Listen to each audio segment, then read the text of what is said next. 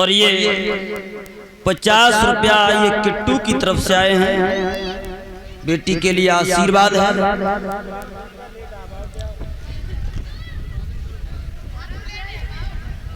भागवत के श्रोताओं,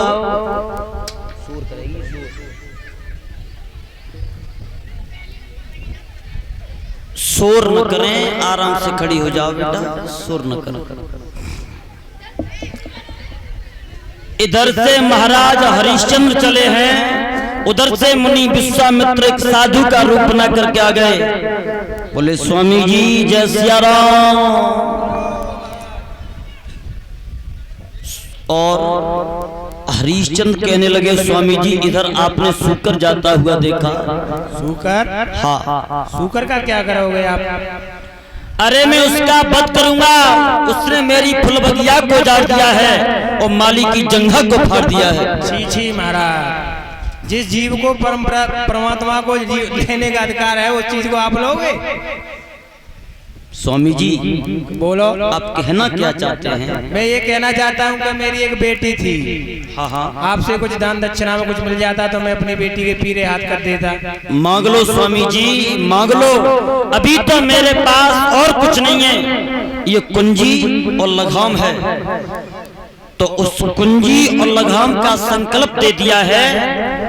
बोले स्वामी जी दक्षिणा और मांग लो। तो दक्षिणा में 60 भार सोना मांगा है, तो ये स्वामी जी मैं घर पे जाकर के दूंगा। भाइयों अब घर पे लेकर के महाराज हरिश्चंद्र मुनि विश्वामित्र को गए हैं। तो हरिश्चंद्र कहने लगे स्वामी जी आए हैं, स्वामी जी का सम्मान और स्वागत करो। राज गद्दी पर बैठा दिया है। तो मुनि विश्वामित्र कहने लगे हरिश्चंद्र अरे ये स्वागत का वक्त नहीं है। बोले हैं विश्वामित्र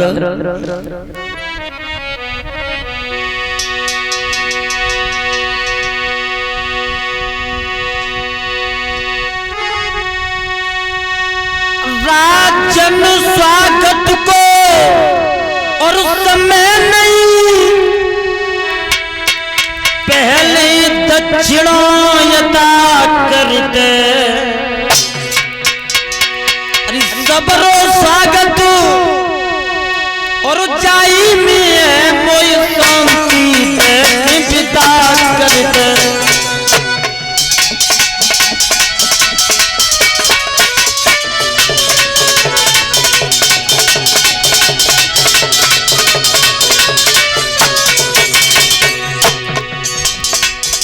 जवाब दिया राजा ये स्वागत का वक्त नहीं है।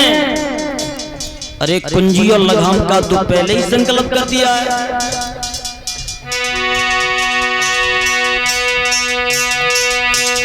राजा ने खजांची बुलवाओ,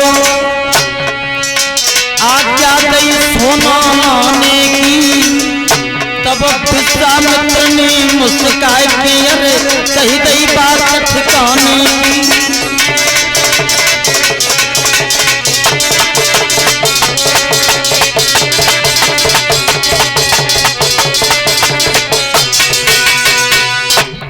खजांची को आदेश दिया है स्वामी जी आए हैं, स्वामी जी का सम्मान करो, स्वागत करो। लेकिन भक्तों मुनि विश्वामित्र कहने लगे हैं राजन हरिश्चंद्र अरे ये माल खजाना धंधा मेरा हो गया, अब तू खजांची पे हुक्म मत चला। अब तेरे ऊपर मेरा 60 भार सोना और रह गया है बेटा, उसे और अदा करो। हरिश्चंद्र कहने लगे स्वामी जी इसका मतलब यह है कि तुमने मेरे साथ विश्वासघात किया है।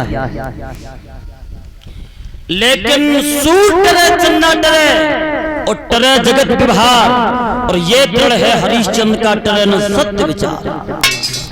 सूर ठंडा पड़ जाए, चंद्रमा अग्नि को उगलने लगे, गैया शेर को पछाड़ दे, लेकिन मैंने अगर 60 भार सोना तुम्हें दे दिया है तो चाहे मुझे पत्नी को बेचना पड़े, चाहे बेटा को बेचना पड़े, लेकिन मैं तुम्हारा कर्ज अवश्य अदा करूंगा। लेकिन मेरी पत्नी है, मैं पत्नी से जाकर के पूछ लूं हरिश्चंद्र कहने लगे मैं जा रहा हूं तो मुनि विश्वामित्र कहने लगे अरे तू अपनी पत्नी पर इतना भरोसा करता है। बोले स्वामी जी मेरी पत्नी पतिव्रता है। भाई व्यवस्थापक लोग इन बच्चों को बिठा रहे, देखो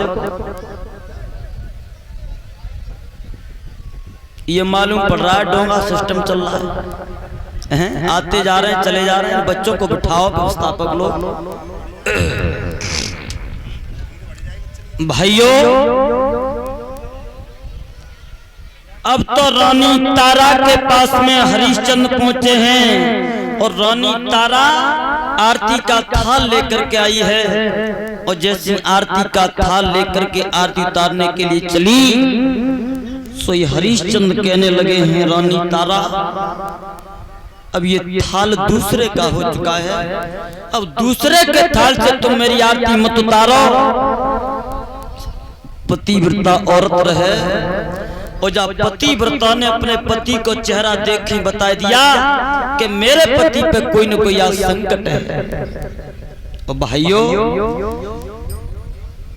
मैया तारा ने आरती का थाल तो रख दिया है और अपने पिया से बोली है पिया आज कौन सी विपत्तियां पड़ गई जो आज तुम्हारा चेहरा कुमला रहा है।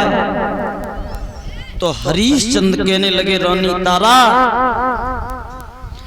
एक साधु ने आकर के सारा राजपाट ले लिया। तो मैया तारा कहने लगी स्वामी जी का कुछ बाकी तो नहीं रह गया। बोले तारा 60 भार सोना रह गया है। तो तारा कहने लगी नाथ आप मुझे बेच दो, मेरे बेटा रोहित को बेच दो, लेकिन स्वामी जी का कर्ज अदा कर दो। भाइयों अरे धन्य है पतिव्रता रानी तारा, पति के पीछे मरने के लिए तैयार हो गई, बिकने के लिए तैयार हो गई। और पतिव्रताओं के कुछ लक्षण हुआ करते हैं। अरे नार तो वही जो देखो नार नीचे कून बहाए चले और 8 याम पति की बजावे ताबे दारी को। अरे कोड़ी होए चाहे कलंकी होए और चाहे निर्धन बलहीन होए और दुख सुख सह लेती अरे खोटे बेन गारी को।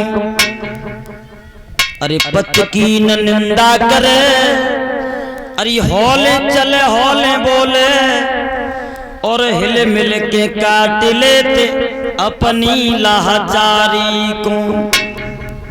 कहत गुरुदेव और जा सोए मन भावना